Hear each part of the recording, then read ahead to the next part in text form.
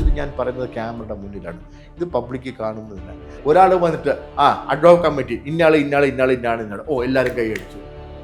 എന്താണ് ഇന്നാൾക്കുള്ള യോഗ്യത?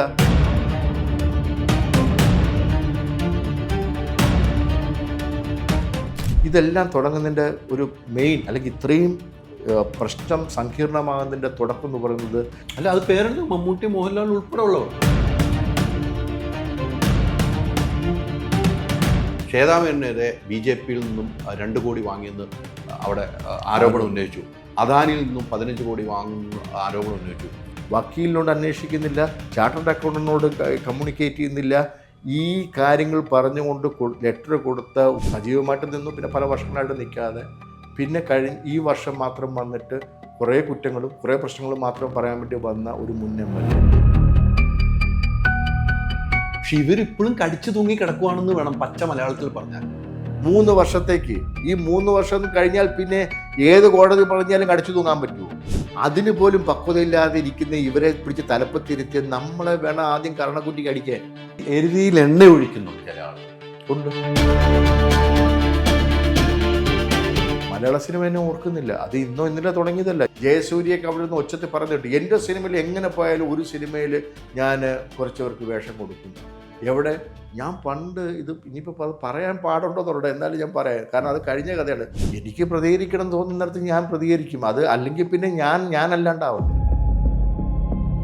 ഇതിലെ നമ്മളുടെ ഇടയിൽ, അഭിനേതാക്കൾക്കിടയിൽ എവിടെയാണ് നമുക്ക് മതവും ജാതി? ആരോപണം ഉന്നയിച്ചവർക്ക് ഉറപ്പായിട്ടൊരു പൊളിറ്റിക്സ് ഉണ്ട്. ഈ വോയിസൊക്കെ ലീക്ക് ഔട്ട് ആയില്ലേ, അതിൻ്റെ ഏറ്റവും വലിയ ഒരു ഉദാഹരണമാണ്.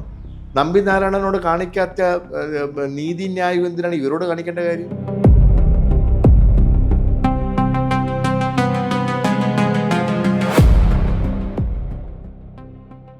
നമസ്കാരം.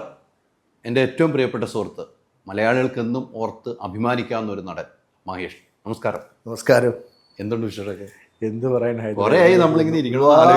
അതെ അതെ അതെ അതെ വലിയൊരു യാത്രയൊക്കെ കഴിഞ്ഞാൽ വന്നു. ലണ്ടനിലൊക്കെ പോയി അല്ലേ? ഞാൻ എത്തി പോന്നു, കുഴപ്പമില്ലാതെ പോകുന്നു. മക്കള് അപ്പൂപ്പനായി, അതൊക്കെ തന്നെ വിശേഷങ്ങൾ. ഒരു ജനറേഷനും കൂടെ നമുക്ക് വേണ്ടി നമ്മൾ മൺമറഞ്ഞാലും ഉണ്ടെന്ന് അറിയുമ്പോൾ ഒരു സന്തോഷവും സുഖവും അഭിമാനവും ഉണ്ടല്ലോ.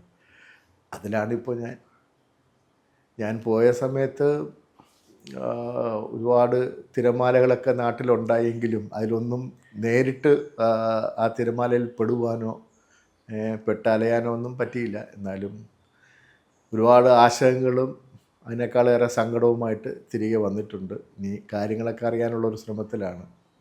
പക്ഷേ ഈ തിരമാല എന്ന് പറയുമ്പം പറഞ്ഞപ്പോൾ ചോദിക്കാതിരിക്കാൻ പറ്റില്ലോ. ഞാൻ മനുഷ്യനൊക്കെ കാണുന്ന കാലം തൊട്ട് അമ്മയിൽ ഞാനൊക്കെ പണ്ട് തൊട്ട് വരാറുണ്ട്. അന്നൊക്കെ ആക്റ്റീവായിട്ട് നിൽക്കുന്ന ഒരാൾ. പക്ഷെ ഇപ്പം അമ്മയുടെ ഒരു പോക്ക് കാണുമ്പോൾ വളരെ വിഷമമുള്ളൊരു വ്യക്തിയായിരിക്കും താങ്കളെന്ന് ഞാൻ എൻ്റെ മനസ്സിൽ നിന്ന് ഉള്ളിൽ നിന്ന് പറയുകയാണ്. അമ്മയുടെ യാത്ര തീർച്ചയായിട്ടും ആയിരിക്കണമല്ലോ. കാരണം ഞാൻ അമ്മയുടെ കൈനീട്ടം കൈപ്പറ്റുന്ന ആളാണ്.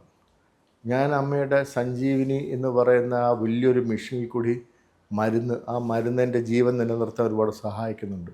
ഒരുപാട് നന്മകൾ അമ്മ ചെയ്യുന്നുണ്ട്.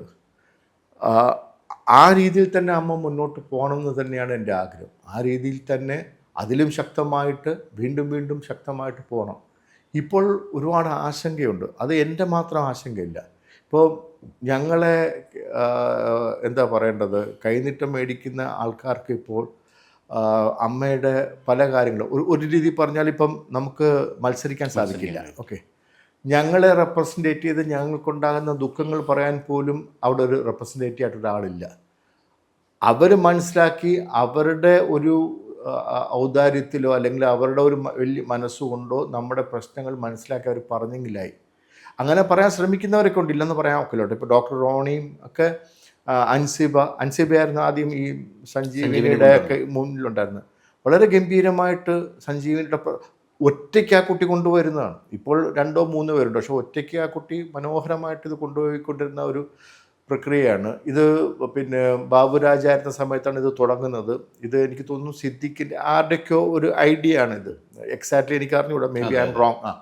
എനിവേ അങ്ങനെ തുടങ്ങിയതും അങ്ങനെ ചെയ്യാൻ സാധിച്ചതും ഇപ്പോഴും ചെയ്തുകൊണ്ടിരിക്കുന്നുണ്ടെങ്കിലും അതിലുമൊക്കെ തന്നെ അതിൻ്റെയൊക്കെ പേരിലും ഇങ്ങനെ ഓരോരോ ഡിഫറൻസ് ഓഫ് ഒപ്പീനിയൻ വരുമ്പോൾ ശരിക്കും ഞങ്ങളെപ്പോലെയുള്ള ഈ കൈനീട്ടം മേടിക്കുന്ന സഞ്ജീവനിയുടെ മരുന്ന് മേടിക്കുന്ന ഏറെക്കുറെ 100ഓളം പേർ, 100 ചില്ലുവാനും പേര് കൈനീട്ടം കൊണ്ട് 60 70 പേരോളം ഈ മരുന്ന് മേടിക്കുന്നവരുണ്ട്. ശരിക്കും ഞങ്ങൾക്ക് വല്ലാത്ത ഒരു ആശങ്കയുണ്ടെന്നുള്ളത് സത്യമാണ് ഹൈദരെ. എന്തെന്നറിയോ, ഏതെങ്കിലും രീതിയിൽ ഇത് നിന്നുപോയാൽ, ഇപ്പം എന്നെപ്പോലുള്ളവർക്ക് പിന്നെയും വർക്കുകളൊക്കെ ഉള്ളതുകൊണ്ട് കുഴപ്പമില്ല, മരുന്ന് താങ്ങാൻ പറ്റാത്ത വില തന്നെയാണ് കേട്ടോ. പക്ഷേ എന്നാൽ പോലും ഇതുകൊണ്ട് മാത്രം ജീവിതം മുന്നോട്ട് കൊണ്ടുപോകുന്ന ആൾക്കാരുണ്ട്, വിശ്വസിക്കുക. ഒരു കാലത്ത് സിനിമയിൽ സജീവമായിട്ട് നിന്നിട്ട്, പ്രത്യേകിച്ചും അമ്മമാർ, ഇപ്പോൾ മലയാള സിനിമയിൽ എന്താണെന്ന് അറിഞ്ഞുകൂടാ. ഇപ്പം ഞാനൊരു മലയാള സിനിമ ചെയ്തിട്ട് 2 വർഷത്തിൽ കൂടുതലായി. എനിക്ക് അവസരങ്ങൾ വരുന്നത് ഇപ്പോൾ കന്നഡ സിനിമയിൽ നിന്നൊക്കെയാണ്. കാരണം അവിടെ ഒരു സിനിമ ചെയ്ത് അവിടെ അത് ഹിറ്റായതുകൊണ്ട് അവരെന്നെ ഓർക്കുന്നു, വിളിക്കുന്നു. മലയാള സിനിമ എന്നെ ഓർക്കുന്നില്ല. അത് ഇന്നലെ തുടങ്ങിയതല്ല. ഞാൻ ജീവിത സാഹചര്യം കൊണ്ട് അമ്മയുടെ മരണശേഷം അമേരിക്കയിൽ പോയി തിരിച്ചു വന്ന ആ വലിയ കാലയളവിൽ തന്നെ മലയാള സിനിമയ്ക്ക് ഒരുപാട് മാറ്റങ്ങൾ. അതായത് ഈ കാരവാൻ സംസ്കാരം തൊട്ട് ഒരുമിച്ച് ആർട്ടിസ്റ്റിൽ ഇരുന്ന് പഴയതുപോലെ മനസ്സ് തുറക്കുകയോ അടുപ്പം കാണിക്കുകയോ ചെയ്യുന്ന ആ ഒരു ഇതിൽ നിന്നൊക്കെ എല്ലാവരും ഓരോരോ മോളിക്കുളായിട്ട് മാറി. ഓരോരോ സ്ഥലങ്ങളിൽ പോയിരിക്കുക, ഫ്രെയിമിൻ്റെ മുന്നിൽ വന്നിട്ട് അച്ഛ അമ്മ എന്നുള്ള സ്നേഹം കാണിക്കുക. ഇതിൻ്റെ ഒരു അതിപ്രസരണമായിരിക്കണം അമ്മയിലും സംഭവിക്കുന്നത്. കാരണം ഇപ്പം നമ്മളെ നയിക്കാൻ 17 പേര് നമ്മൾ തിരഞ്ഞെടുക്കുന്നു. ഈ 500 ചില്ലാനും പേര് തിരഞ്ഞെടുക്കുന്നു, അല്ലെങ്കിൽ എത്ര പേര് വന്നു അത്രയും പേര് തിരഞ്ഞെടുക്കുന്നു.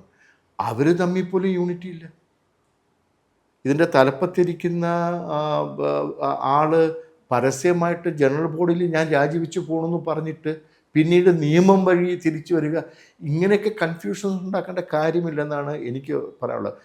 പിന്നെ എന്നെ അത്ഭുതപ്പെടുത്തിയത് ഇതിൻ്റെ വലിയേട്ടന്മാർ, അല്ലെങ്കിൽ നമ്മൾ ഇത്രയും നാൾ നയിച്ചുകൊണ്ടുവന്നതിനകത്ത് നട്ടലായിട്ട് നിന്നവരുടെ നിശബ്ദതയുണ്ട്. അല്ല, അത് പേരെടുത്ത് മമ്മൂട്ടി, മോഹൻലാൽ ഉൾപ്പെടെ ഉള്ളവർ. അതാണ് പറയുന്നത്. വിഷമം ഉണ്ടാകുന്നുണ്ട് അവർ. പക്ഷെ അവരുടെ ഒരു വിഷമമാണ് കേട്ടോ ഇതൊക്കെ. തീർച്ചയായിട്ടുമാണ്. കാരണം അവരുടെയൊക്കെ എത്ര നാളത്തെ പ്രയത്നം ഉണ്ടെന്ന് പറയും. ഇപ്പോൾ ഒരു ഷോ, നമ്മുടെ ഫണ്ട് പ്രധാനമായിട്ടും വന്നുകൊണ്ടിരുന്നത് ഷോകളിൽ നിന്നാണ്.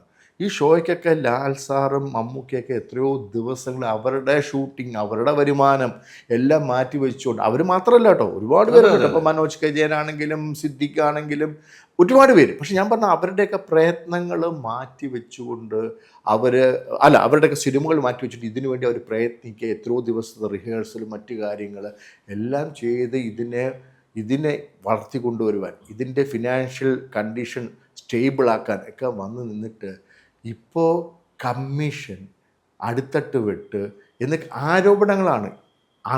നമുക്കറിയില്ല അതിൻ്റെ സത്യാവസ്ഥയൊന്നും അറിയില്ല. പക്ഷെ ആണെങ്കിൽ അതിൽ പരം ഇനി എന്താണ്?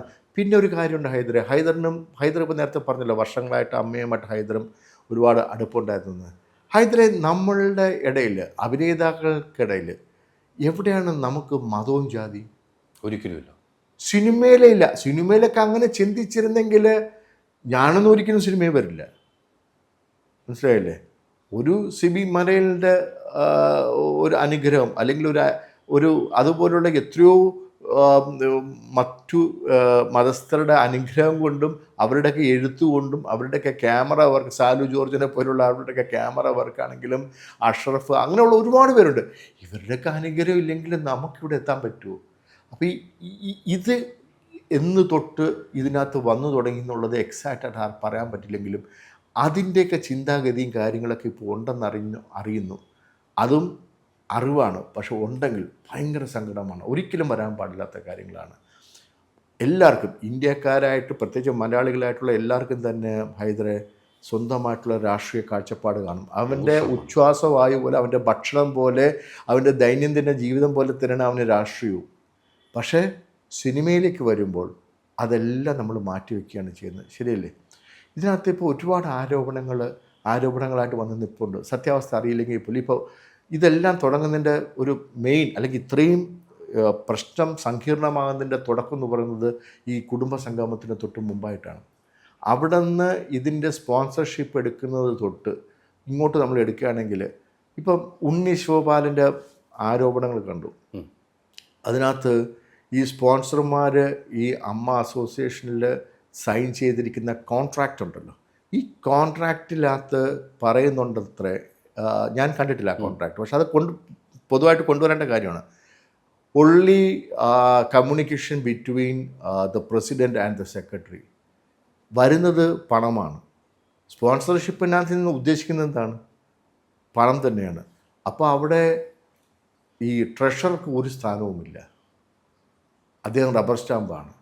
അദ്ദേഹം ചെയ്തു എന്ന് അദ്ദേഹം എന്നോട് പറഞ്ഞത് അതും എൻ്റെ തെളിവില്ല. പക്ഷെ അദ്ദേഹം പറഞ്ഞത് ശരിയായിരിക്കണം. കാരണം GST വന്ന ഇഷ്യൂവിൽ ഒരു GST ഒഴിവാക്കി തന്നു, എന്തോ രീതിയിൽ അത് അപ്ലൈ ചെയ്തു. രണ്ടാമത്തെ ഒന്നിനെ സ്റ്റേ ചെയ്യിച്ചു. അതായത് അമ്മയിൽ നിന്ന് പോകാമായിരുന്ന തുകയെ അമ്മയിലോട്ട് വന്നു. ഏത് തുകയ്ക്കും 5000 രൂപ എത്രയോ രൂപയ്ക്ക് മേലുള്ള ഏത് തുകയ്ക്കും ലെറ്റർ കൺഫേം ഇതാക്കി. അതായത് എന്തിനാണ് കൊടുത്തത്, എന്ത് റീസണിൽ, ആർക്ക്, എപ്പോൾ, എങ്ങനെ കൊടുത്തു എന്നുള്ളതിനെ പറ്റി കൂടെ ഒരു ലെറ്ററും കൂടെ വെച്ചിട്ടാണ് എല്ലാ ട്രാൻസാക്ഷൻസും നടത്തിയെന്ന് അദ്ദേഹം പറയുന്നു. ഇതൊക്കെ അദ്ദേഹത്തിൻ്റെ ആരോപണങ്ങളാണ്. അതിന് ഇതുവരെ ഉത്തരം കൊടുത്തിട്ടില്ല എന്നുള്ളതാണ് നമുക്ക് വീണ്ടും സംശയം വർദ്ധിപ്പിക്കുന്ന കാര്യങ്ങൾ. അതിൻ്റെ ഏറ്റവും വലിയ തെളിവാണ് ജനറൽ ബോഡിയിൽ കണക്ക് അവതരിപ്പിച്ചപ്പോൾ ഉണ്ടായിട്ടുള്ള മാറ്റങ്ങൾ. അതുപോലും മനസ്സിലാക്കി. നമുക്കൊരു സ്വന്തമായിട്ട് ചാർട്ടേഡ് അക്കൗണ്ടൻ്റ് ഉണ്ട്, നമുക്ക് സ്വന്തമായിട്ടൊരു വക്കീലിനോട് അന്വേഷിക്കുന്നില്ല, ചാർട്ടേഡ് അക്കൗണ്ടൻറ്റിനോട് കമ്മ്യൂണിക്കേറ്റ് ചെയ്യുന്നില്ല. ഈ കാര്യങ്ങൾ പറഞ്ഞുകൊണ്ട് ലെറ്റർ കൊടുത്ത ഉണ്ണി ശിവപാലന് തിരിച്ച് കാരണം കാണിക്കൽ നോട്ടീസ് അയച്ചിരിക്കുന്നു. അതുപോലും അയക്കാൻ പാടില്ലെന്നാണ് ലീഗലി ഇയാൾക്ക് കിട്ടിയിരിക്കുന്ന ഇൻഫർമേഷൻ അമ്മയുടെ തന്നെ വക്കീലിൽ നിന്നും. കാരണം എടുത്തിരിക്കുന്ന ഡിസിഷൻസൊക്കെ തന്നെ ഇവർ മാത്രമായിട്ടാണ്. മനസ്സിലായില്ലേ? ജനറൽ ബോഡിയിൽ രാജിവെച്ച് പോയ ഒരാളാണ്. അയാൾക്ക് അയാളെ എങ്ങനെയാണ് തിരിച്ചു വന്നതെന്നുള്ളത് കോടതിയിൽ ആര് പോയാലും ഒരു സ്റ്റേ കിട്ടും, സ്റ്റേ വെക്കേറ്റ് ചെയ്യാനും പറ്റില്ലേ? പറ്റും, ആർക്കും സാധിക്കും. അപ്പോൾ അത് സാങ്കേതികം മാത്രമാണ്, അല്ലെങ്കിൽ താൽക്കാലികമായിട്ട് നിൽക്കുന്നൊരു കാര്യം മാത്രമാണ്. പക്ഷെ നമുക്ക് ഈ രീതിയിൽ പോയാൽ ഇപ്പം ഇതിനകത്തുള്ള പല മുൻ ഭരണസമിതിയിലുണ്ടായിട്ട് ഇപ്പോൾ ഭരണസമിതിയിലുള്ളവരുമായിട്ടൊക്കെ ഇവർക്ക് ആദ്യം സംശയങ്ങളുണ്ടായിരുന്നു എന്ന് ഞാൻ അറിയുന്നു. പ്രത്യേകിച്ചും ഞാൻ പറഞ്ഞ ജയൻ ചേർത്തലയോടും ഒക്കെ ഇവർക്ക് ഒരു കമ്മ്യൂണിക്കേഷൻ വെച്ചാൽ പേടി, ബാബുരാജിൻ്റെ ആളാണോ അങ്ങനെയൊക്കെ. അങ്ങനെ ഇതൊക്കെ ഓരോ കോക്കേഴ്സാക്കി മാറ്റാൻ ശ്രമിക്കുന്നു. എന്നാൽ ഇവരെല്ലാം ഈ പ്രതികരിക്കേണ്ടവരെല്ലാം വായില്ലാ കുന്നിലപ്പന്മാരാവുന്നു. അവരൊന്നും പ്രതികരിക്കുന്നില്ല. ഇവർ പ്രതികരിക്കാതിരിക്കുകയും അവർ ഇങ്ങനെയൊക്കെ പറയുകയും ചെയ്യുമ്പോൾ സത്യം എവിടെയാണെന്ന് സാധാരണ ഒരു മെമ്പർ എന്നുള്ള രീതിയിൽ ഞാനോ എനിക്കൊപ്പം നിൽക്കുന്ന ഈ പറയുന്ന 500 പേര് എങ്ങനെ അറിയാനാണ്? ഇതിനിടയ്ക്ക് ബുദ്ധിജീവി ചമയുന്ന കുറച്ച് പേരുണ്ട്. ഭയങ്കര ബുദ്ധിജീവിയാണ്. എനിക്കപ്പുറം പ്രളയം എന്ന് ചിന്തിക്കുന്നവർ. അവരവിടെ നിന്നിട്ട് വായി കൊള്ളാത്ത ഈ ചൂട് ഉരുളക്കിഴങ്ങ് വായിലിടും പോലെയുള്ള വലിയ വലിയ വാക്കുകൾ ഉപയോഗിച്ചുകൊണ്ട് എന്തൊക്കെയോ പറയുന്നുണ്ട്. മനസ്സിലായില്ല? ഞാൻ ആരെയും ചൂണ്ടിക്കാണിക്കാൻ വേണ്ടി പറയുന്നില്ല. പക്ഷെ അങ്ങനെയൊക്കെ പറഞ്ഞുകൊണ്ട് വരുന്നു. അവിടെ നിൽക്കുന്നു, ഇവിടെ നിൽക്കുന്നു. 2 വള്ളത്തിൽ ചവിട്ടിയവൻ്റെ കഥ എന്താണെന്ന് നമുക്കറിയാം. ആ രീതിയിലേക്ക് നിന്നുകൊണ്ട് സംസാരിക്കുന്നു. കഴിഞ്ഞ LDF ഭരണത്തിൽ LDFനെ പുകഴ്ത്തിക്കൊണ്ട് നടന്നു, UDF വന്നപ്പോൾ UDFനെ പുകഴ്ത്തിക്കൊണ്ട് നടക്കുന്നു. അതായത് ഇവരെയൊക്കെ എൻ്റെ മനസ്സിൽ ഒറ്റയടിക്ക് ഒരു വാക്കി പറയുകയാണെങ്കിൽ സ്വന്തമായിട്ട് ഒരു വാക്കിനും നിലപാടില്ലാത്ത എന്താ പറയണ്ടേ, ഇതുപോലുള്ളവരെയൊന്നും അടുപ്പിക്കുകയും ചെയ്തെന്നാണ് എൻ്റെ ഒരു വിശ്വാസം. മനസ്സിലായില്ല? അല്ലെങ്കിൽ എൻ്റെ ഒരു ആഗ്രഹം. അപ്പോൾ അങ്ങനെയുള്ളവർ. പിന്നെ കഴിഞ്ഞ വർഷം വരെ ഈ അമ്മയുടെ പല വർഷങ്ങളായിട്ട് സജീവമായിട്ട് നിന്നു, പിന്നെ പല വർഷങ്ങളായിട്ട് നിൽക്കാതെ പിന്നെ ഈ വർഷം മാത്രം വന്നിട്ട് കുറേ കുറ്റങ്ങളും കുറേ പ്രശ്നങ്ങളും മാത്രം പറയാൻ വേണ്ടി വന്ന ഒരു മുൻ MLA, ഇങ്ങനെയുള്ള കുറച്ച് പേരുണ്ട്. അപ്പോൾ ഇവരൊക്കെ കുറ്റം പറയാൻ എളുപ്പമാണ് ഹൈദരെ, മുന്നോട്ട് കൊണ്ടുപോകാനാണ് പാട്. മുന്നോട്ട് കൊണ്ടുപോകണം, മുന്നോട്ട് സ്ട്രോങ് ആയിട്ട് പോകണം. ഈ മിണ്ടാതിരിക്കുന്ന ചേട്ടന്മാരെല്ലാവരും തിരികെ വരണം. ഞാൻ അതിനിടയ്ക്ക് ഒരു കാര്യം അറിഞ്ഞു ഹൈദരെ, എനിക്ക് സത്യമാണെന്ന് അറിഞ്ഞൂടാ, ഹൈദർക്ക് ഒരുപക്ഷെ അറിയായിരിക്കും. ഇതിൻ്റെ യുവനിര മൊത്തം ആൾക്കാർ വേറൊരു അസോസിയേഷൻ തുടങ്ങാനുള്ള പ്ലാനുണ്ട്. ഓക്കെ, അങ്ങനെ പോയി കഴിഞ്ഞാൽ ആർക്കാണ് ക്ഷീണം? അമ്മയിലോട്ടുള്ള വിശ്വാസം ഇപ്പം തന്നെ AMM എന്ന് വിളിച്ചിട്ട് വീണ്ടും അമ്മയെന്ന് വിളിച്ചു തുടങ്ങിയ പലരും വീണ്ടും ഇപ്പോൾ AMM എന്നായി. ഓക്കെ, ആ അവസ്ഥയിലോട്ട് കൊണ്ട് എത്തിച്ചത് ആരാണ്? അതിൻ്റെ കാരണം അതിൻ്റെ പിന്നെ ഈ നഷ്ടം വന്നു. ഇപ്പം ഈ കഴിഞ്ഞ കുടുംബമേളയ്ക്ക് നടന്നതിനകത്ത് ഒരു അമ്പലത്തിന് ഇതിൻ്റെ പിന്നിൽ സ്പോൺസർഷിപ്പിൽ കൊണ്ടുവന്നു. അതെല്ലാവർക്കും ഒരു ഞെട്ടലായിരുന്നെങ്കിലും നമുക്ക് പറഞ്ഞു ഇനിയിപ്പോൾ അതിനെപ്പറ്റി കൂടുതൽ അന്വേഷിച്ച് അത് സങ്കീർണമാക്കണ്ട, എന്തായാലും നമുക്കൊരു തുക വരുന്നതല്ലേ, നമുക്ക് അതിനകത്ത് അത്തരം രീതിയിലുള്ള ചിന്താഗതി വേണ്ടെന്നും ആ വലിയ മനുഷ്യന് പറയാൻ തോന്നി. അത്രയും വലിയ മനസ്സുള്ള ആ വലിയ മനുഷ്യനെ പറയാൻ തോന്നി. പക്ഷെ അതിൻ്റെ 45 ലക്ഷം രൂപ ഇതുവരെ വന്നിട്ടില്ല. ഇതുപോലെ തന്നെ ഈ എനിക്ക് വലിയ അത്ഭുതം ഉണ്ടാക്കിയൊരു കാര്യമാണ്, നമ്മൾക്ക് നമ്മുടേതായിട്ടുള്ള രാഷ്ട്രീയം ഉണ്ടാവുമായിരിക്കും, നമ്മൾ സഹയാത്രികനായിരിക്കും, എന്തോ ആയിക്കോട്ടെ. കഴിഞ്ഞ LDF ഭരണകാലത്ത് മലയാള ചലച്ചിത്ര ഇത് തിരുവനന്തപുരത്ത് മേള നടക്കുമ്പോൾ ഒരു നമ്മുടെ അമ്മ എന്തിനാണ് നിലകൊള്ളുന്നത്? ചാരിറ്റബിൾ സൊസൈറ്റിയുടെ നിലകൊള്ളുന്ന അമ്മ എന്തിനാണ് അവിടെ ഒരു ഡിന്നർ പാർട്ടി നടത്തേണ്ടത്? 5 ലക്ഷം രൂപ. ഈ 5 ലക്ഷം രൂപ എന്ന് പറഞ്ഞാൽ ഇവിടെ പല അമ്മമാരും ആശുപത്രിയിൽ സങ്കീർണമായിട്ട് കിടക്കുമ്പോൾ പോലും എന്തിനും കണക്ക് പറഞ്ഞിട്ട് പൈസ കൊടുക്കണോ വേണ്ടെന്നൊക്കെ പറഞ്ഞ് അവസാനം ചില മെമ്പർമാരുടെ കഠിനമായ വാശിയും ബഹളവും കൊണ്ട് മാത്രമാണ് അവർക്കൊക്കെ ജീവനിലേക്ക് തിരിച്ചു വരാൻ പറ്റിയത്. അവിടെയാണ് ഈ 5 ലക്ഷം രൂപ ഇത്രയും നാളത്തെ ചരിത്രത്തിലില്ലാത്ത പോലെ മുൻപ് എപ്പോഴോ നടത്താൻ ശ്രമിച്ചപ്പോൾ അന്ന് തന്നെ ഇത് വേണ്ടാന്ന് പറഞ്ഞിട്ട് അതിനെ റീതിങ്ക് ചെയ്ത് വീണ്ടും കൊണ്ടുവരണമെങ്കിൽ ആരും അറിയണ്ടേ? ഇതിൻ്റെ മെമ്പർമാർ അറിയണ്ടേ? ഈ 17 പേര് അറിഞ്ഞിട്ടുണ്ടോ? സംശയമാണ്. ഏറ്റവും അവസാനം 2 ദിവസം മുമ്പ് എന്തോ പെട്ടെന്നൊരു തീരുമാനം എടുക്കുകയും ഇത് ഇംപ്ലിമെൻ്റ് ചെയ്യുകയും ചെയ്യുമ്പോൾ അതിന് ചെക്ക് ഒപ്പ് ഇട്ട് കൊടുക്കുക എന്ന് പറയുമ്പോഴത്തേക്ക് അതിന് ഇദ്ദേഹത്തിനും വിയോജിപ്പുണ്ടായിരുന്നു, ട്രഷറർ ഉണ്ടായിരുന്നു എന്നാണ് ഞാൻ മനസ്സിലാക്കുന്നത്. പക്ഷേ ഈ പറഞ്ഞ പോലെ ചീത്തപ്പേര് വരാതിരിക്കാൻ, ഇതുപോലെ അതൊരു വലിയ പ്രശ്നമാകാതിരിക്കാൻ അദ്ദേഹം ഒപ്പിട്ട് കൊടുത്തു എന്നുള്ളതാണ് ഞാൻ അറിയുന്നത്. ഇതെല്ലാം പറഞ്ഞുള്ള അറിവാണ്. എനിക്കല്ലാണ്ട് എന്നെ പോലെയുള്ള എൻ്റെ ഹൈദരെ, എന്നെ പോലെയുള്ളൊരു വ്യക്തിക്ക് എന്നെ ഹോണറബിൾ മെമ്പറാക്കി വെച്ചിരിക്കുകയാണ്. എനിക്ക് മത്സരിക്കാനോ ഇതിനകത്തുള്ള ഉള്ളുകളികൾ അറിയാനോ, ഈ ഉള്ളുകളികൾ എപ്പോഴാണ് അറിയേണ്ടത്? ജനറൽ ബോഡിയിൽ ഇതൊക്കെ പറയണം. എവിടെയാണ് പറയുന്നത്? ഈ കണക്കിന് പോലും ഡീറ്റെയിൽസ് ഇതുവരെ കൊടുത്തിട്ടില്ലല്ലോ. പിന്നെ ഒരാൾ വന്നിട്ട് അഡ്വോക്കറ്റ് കമ്മിറ്റി ഇന്നാൾ എല്ലാവരും കൈയടിച്ചു. എന്താണ് ഇന്നാൾക്കുള്ള യോഗ്യത? ഓക്കെ, അതിനകത്ത് രമേഷ് പിഷാരടി, ഗണേഷ് കുമാർ ഇവർക്കൊക്കെ ഏതെങ്കിലും രീതിയിലൊക്കെ യോഗ്യത ഉണ്ടെന്നുള്ളത് നമുക്കറിയാം. കാരണം അവർ രാഷ്ട്രീയത്തിൽ കൂടി തെളിയിച്ചിട്ടുണ്ട്. രമേഷ് പിഷാരടി ഇപ്പോൾ തെളിയിച്ചതേ ഉള്ളൂ. പക്ഷേ അയാൾ ഏവർക്കും സ്വീകാര്യമായിട്ടുള്ള ഒരു വ്യക്തിയായിട്ട് തന്നെയാണ്, അല്ലെങ്കിൽ ഒരു നല്ല സുഹൃത്തായിട്ടാണ്. അദ്ദേഹം വന്നപ്പോൾ അദ്ദേഹത്തിൻ്റെ പേരിൽ പിന്നെ വിവാദങ്ങൾ, അദ്ദേഹത്തിൻ്റെ ഓഡിയോ ക്ലിപ്പ് ലീക്ക് ചെയ്ത് കൊടുക്കുന്നു. എന്തൊരു ഇടുങ്ങിയ മനസ്സായിരിക്കണം! എന്താണ് അതിൽ നിന്ന് അങ്ങനെ പൊതുജനങ്ങളിലോട്ട് കൊടുത്തിട്ട് ഈ അമ്മ എന്ന് പറയുന്ന ആ ഒരു വലിപ്പം, ആ ഒരു സ്ഥാനം നമ്മൾ കൊടുത്തിരിക്കുന്നത് അതിനെ ഇടിവ് പറ്റുകയല്ലേ? അതിൻ്റെ അടിസ്ഥാനം ഇളകുകയല്ലേ? ഇളക്കുന്ന പരിപാടിയല്ലേ ഇവർ ചെയ്യുന്നത്? എന്ത് നേടിയെന്ന് ഇവർ? അങ്ങനെ പരസ്പരം ചെളിവാരി എറിഞ്ഞിട്ടും കേസ് കൊടുത്തും, ഒരാൾ കേസ് കൊടുത്തിട്ട് വൈസ് പ്രസിഡന്റ് സ്ഥാനം കളഞ്ഞിട്ടങ്ങ് പോയി. ഓക്കെ, ഇതെന്തായത്? ഇവരെയൊക്കെ വിശ്വസിച്ച് 3 വർഷം ഏൽപ്പിച്ച സാധാരണ മെമ്പർമാർ എന്തായി? മണ്ടന്മാരായോ? ഒരു സ്ഥാനം ഒരു 3 വർഷത്തേക്ക് കൊണ്ടുപോകാൻ പറ്റാത്ത ഇവരെന്തിനാണ് ആ സ്ഥാനത്തേക്ക് വേണ്ടി മത്സരിച്ചത്? ഇത് സാധിക്കില്ലെങ്കിൽ ഇപ്പോൾ ശ്വേതാ മേനോനെയും ലാൽ സാറും മമ്മൂക്കയും സപ്പോർട്ട് ചെയ്തുകൊണ്ടാണ് ഞാൻ പറഞ്ഞില്ല. ഇതെന്നാൽ പിന്നെ ആദ്യമേ അവരോടൊക്കെ സംസാരിച്ചിട്ട് വേണ്ടേ ഈ രാജ്യം പിന്നെ പ്രഖ്യാപിക്കാൻ? മറ്റയാൾ പിന്നെ ഒന്നും അറിഞ്ഞതായിട്ട് പോലും കാണിക്കുന്നില്ല. ഇത്രയും വിഷയങ്ങൾ ഉണ്ടായ കാര്യമൊന്നും അറിഞ്ഞതായിട്ട് കുക്കു എവിടെയെങ്കിലും എന്തെങ്കിലും ഒരു പ്രതികരണ പ്രസ്താവന രക്ഷപ്പെട്ടു പോയപ്പോൾ അല്ല ഞാൻ ചോദിക്കുന്നത് എവിടെയെങ്കിലും ഒരു പ്രതികരണ എന്തിനും ശ്വേതാമേനും മറുപടി വരാൻ പോയതാണ് പറ്റുക. പക്ഷെ കുറെ ജനറൽ സെക്രട്ടറിക്കും കൂടെ പറയാനുള്ള അവസരം കൊടുത്തെങ്കിൽ ശ്വേതാമേനും മാത്രം പെടില്ലായിരുന്നു.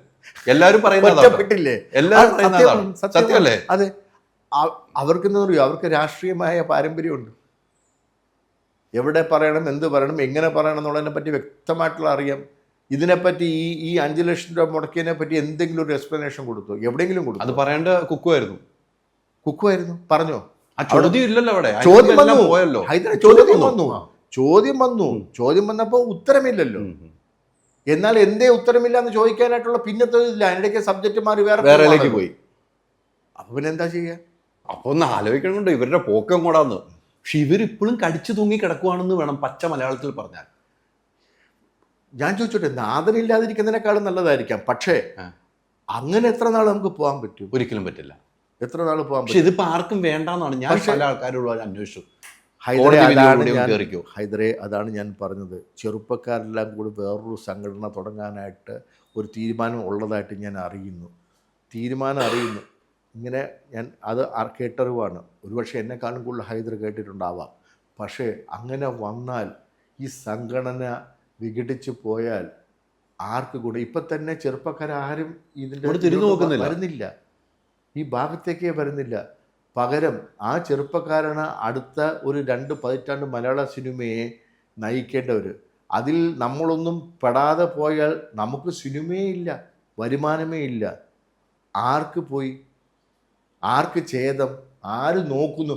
ഇപ്പം തന്നെ കഴിഞ്ഞ ഒരു 7 വർഷമായിട്ട് 8 വർഷമായിട്ട് പറയുന്നുണ്ട്, സിനിമയില്ലാത്തവർക്കൊക്കെ അറ്റ്ലീസ്റ്റ് ഒരു വർഷം ഒരു സിനിമയെങ്കിലും വരും എന്ന് ഞങ്ങൾ ഉറപ്പാക്കും. എന്തുറപ്പാക്കി? ജയസൂര്യയൊക്കെ അവിടെ നിന്ന് ഒച്ചത്തിൽ പറഞ്ഞിട്ട് എൻ്റെ സിനിമയിൽ എങ്ങനെ പോയാലും ഒരു സിനിമയിൽ ഞാൻ കുറച്ചവർക്ക് വേഷം കൊടുക്കും. എവിടെ?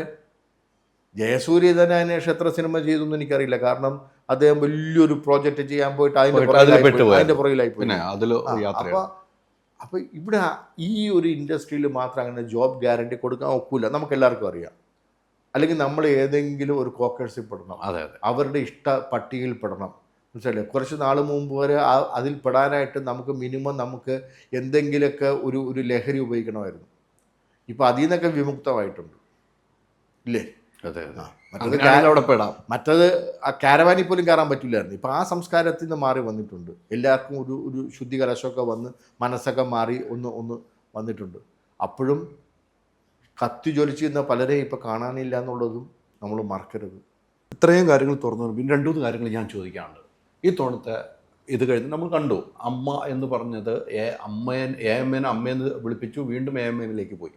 വീണ്ടും പരസ്യ പ്രസ്താവനയുമായും കുറേ പേര് ഇറങ്ങിയാണ് ഈ അമ്മയുടെ നാശം തുടങ്ങുന്നത്. ഒരു മാറ്റവും, ഞാൻ അംഗീകരിക്കുന്നു, ഞാനൊരു മാധ്യമപ്രതി, എനിക്ക് വാർത്ത കിട്ടാൻ ഞാൻ കൊടുക്കും, എൻ്റെ ജോലിയാണ്, അതിനകത്ത് യാതൊരു മാറ്റവും, ഒരു വിട്ടുവീഴ്ച ഞാൻ ചെയ്യാറില്ല. ഈ തോണത്തെ ജനറൽ ബോഡിയിലുണ്ടായ സംഭവങ്ങൾ വെച്ച് നോക്കും, ജനറൽ ബോഡി കണ്ടതാണല്ലോ. പക്ഷേ ഇപ്പോൾ ശ്വേതാമേനൊക്കെ ഉന്നയിച്ചു. ശ്വേതാമേനൻ പറയുന്നത് ശ്വേതാമേനെ അടിച്ചമർത്താൻ ശ്രമിച്ചു, ശ്വേതാമേനെ അശ്ലീല വാക്കുകൾ ഉപയോഗിച്ചു, ശ്വേതാമേനെതിരെ BJPയിൽ നിന്നും 2 കോടി വാങ്ങിയെന്ന് അവിടെ ആരോപണം ഉന്നയിച്ചു, അദാനിയിൽ നിന്നും 15 കോടി വാങ്ങുന്ന ആരോപണം ഉന്നയിച്ചു. ഇതവിടെ നടന്ന സാഹചര്യം എങ്ങനെയാണ് ചുരുങ്ങിയ രീതിയിൽ ഓർത്തെടുക്കുന്നത്? ഇതൊക്കെ ആരോപണങ്ങളായിട്ടാണ് വന്നിരിക്കുന്നത്. ഇതിനകത്ത് അതാണ് ഞാൻ തുടക്കത്തിൽ പറഞ്ഞത് ഹൈദറിനോട്, നമ്മൾ ജാതിയോ മതമോ രാഷ്ട്രീയമോ ഇതിൻ്റെ 7 അയലകത്ത് അടുപ്പിക്കാൻ പാടില്ല. എനിക്ക് എൻ്റേതായിട്ടുള്ള രാഷ്ട്രീയ ഇതുണ്ട്, എല്ലാവർക്കും ഉണ്ട്. പക്ഷെ അതും ഇതുമായിട്ട് യാതൊരു ബന്ധം ഉണ്ടാക്കാനും പാടില്ല. അങ്ങനെ പറഞ്ഞവരുണ്ടല്ലോ, അങ്ങനെ ഒരു ആരോപണം ഉന്നയിച്ചവർ, അവരാണ് തെളിയിക്കേണ്ടത്. അവർ തെളിയിക്കണം. ഇതിനകത്ത് ശ്വേതാമേനോൻ BJPയിൽ നിന്നും പൈസ മേടിച്ചിരുന്നോ, അല്ലെങ്കിൽ പിന്നെ വേറെ 15 കോടി രൂപ വേറെ മേടിച്ചിട്ടുണ്ടോ, അങ്ങനെയൊക്കെ എന്ത് കാണിച്ച് മേടിക്കുന്നുള്ളതാണ് എനിക്ക് മനസ്സിലാവുന്നത്. അതാണ് വേറൊരു കാര്യം. കാരണം അംബാനിയൊക്കെ 15 കോടി രൂപ ശ്വേതാമേനോൻ എന്തിനു കൊടുക്കണം? എന്ത് കിട്ടാൻ, എന്ത് നേടാൻ? കൊടുക്കാമെന്ന് പറയാൻ കൊടുത്തില്ല. അല്ല, എന്ത് നേടാൻ?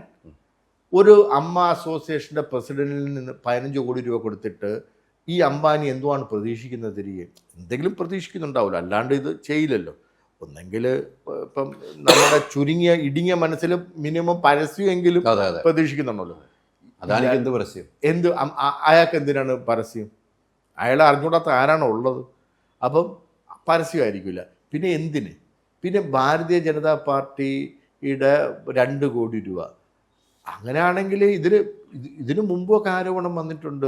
ഹൈദർ ഓർക്കുന്നുണ്ടെന്ന് അറിഞ്ഞുകൊണ്ടാ, നമ്മുടെ കാനം രാജേന്ദ്രൻ ഇതിനെ ഒരു പാർട്ടിയുടെ കീഴിലുള്ള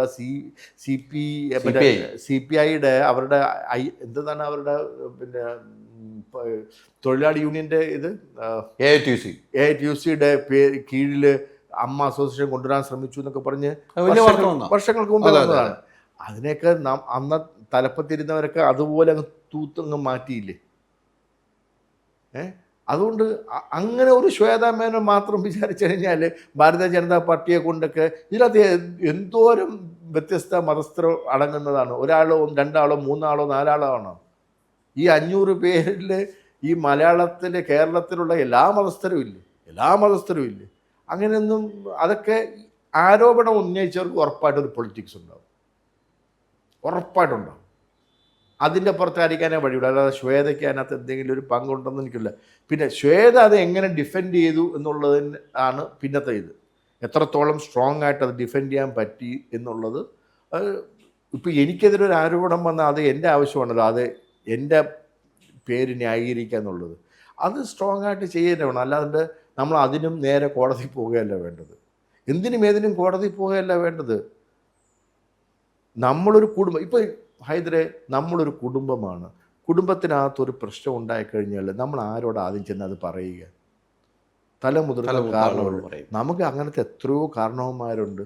ഇവരെത്രത്തോളം അത് കമ്മ്യൂണിക്കേറ്റ് ചെയ്തിട്ടുണ്ട്, അവരതിന് എന്ത് മറുപടി കൊടുത്തിട്ടുണ്ട്, അത് ഇവരെങ്ങനെ പ്രാവർത്തികമാകാൻ ശ്രമിച്ചിട്ടുണ്ട്, അത് അറിയണ്ടേ?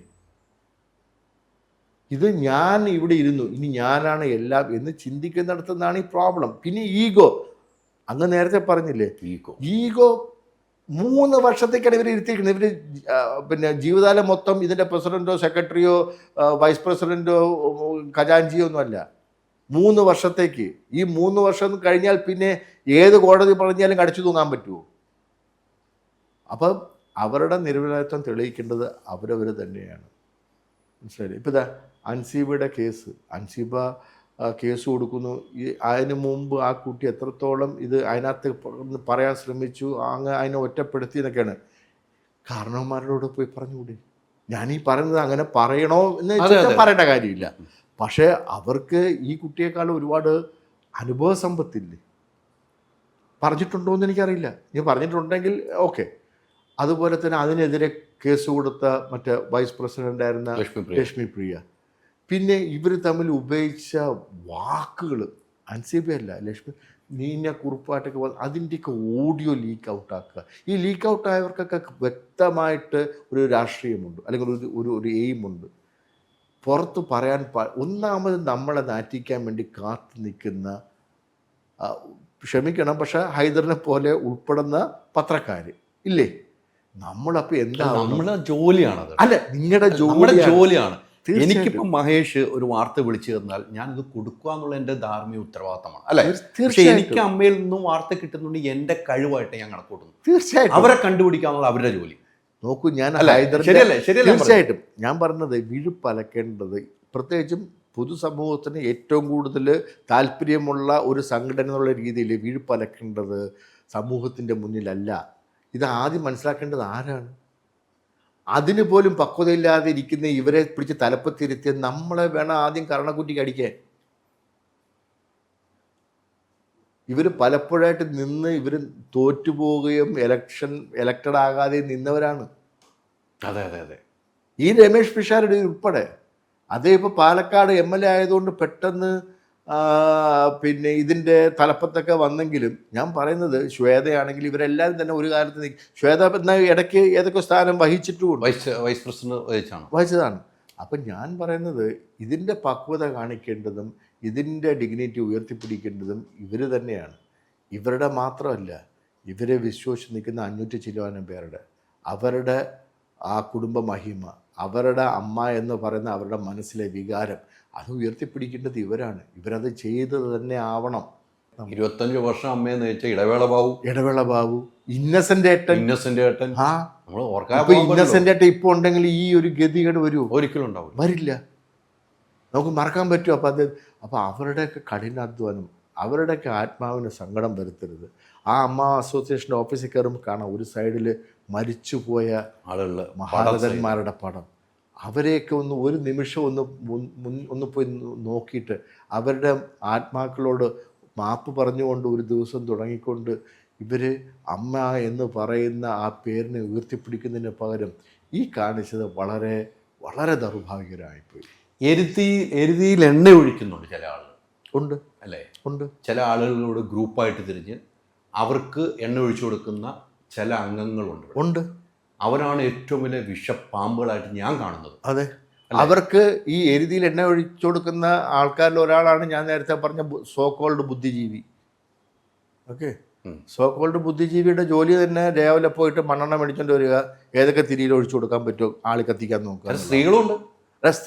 സ്ത്രീകൾ പിന്നെയും പോട്ടെ, ദൈവം അവരെ എന്താ പറയേണ്ടത്, ഒരു പക്ഷേ അവരുടെ ഹോർമോൺസ് ലെവലും അത് ഇതൊക്കെ വെച്ചിട്ട് അവർക്ക് കുറച്ചുകൂടെ ആണുങ്ങളെക്കാളും സങ്കീർണമായിട്ട് ചിന്തിച്ച് തലപോയ്ക്കുന്നവരൊക്കെ ആയിരിക്കാം. അങ്ങനെയാണല്ലോ നമ്മൾ പ്രപഞ്ചം പറയുന്നത്. പക്ഷേ ഇത് ഞാനീ പറഞ്ഞ ബുദ്ധിജീവിയൊന്നും പെട്ടെന്നൊന്നുമില്ല കേട്ടോ. അല്ല മനസ്സിലായില്ലേ? അപ്പം അതാണ്, അതൊക്കെ വെരി അൺഫോർച്ചുനേറ്റാണ്. അപ്പം ഞാൻ പറയുന്നത് ഇതും ഇവർ മനസ്സിലാക്കണ്ടേ. ഇവർക്ക് എന്തോ കാര്യം കാണാൻ വേണ്ടിയിട്ടാണ് ഇവർ വന്ന് ഈ കളി കളിക്കണമെന്ന് മനസ്സിലാക്കണ്ടേ.